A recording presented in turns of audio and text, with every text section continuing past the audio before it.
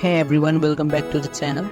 In today's video, I am going to show you how to use Gmail filters to organize your inbox and keep unwanted emails like spam and newsletters under control.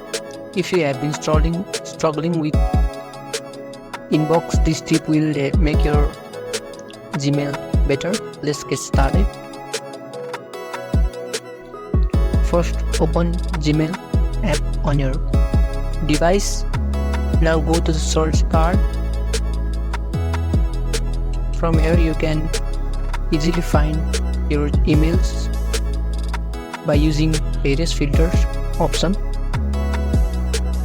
You can choose the type of documents and attachment that you want to filter. Also you can choose mail. You got the emails. You can also choose date.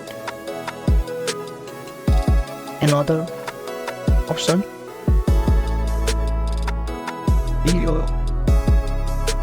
using this filter option you can easily navigate the emails that you have received and make your Gmail organized. And that's it, you have now set up Gmail filters to help manage your inbox and keep things organized. If you found this video helpful, don't forget to like and subscribe for more Gmail tips. Thanks for watching and see you in the next one.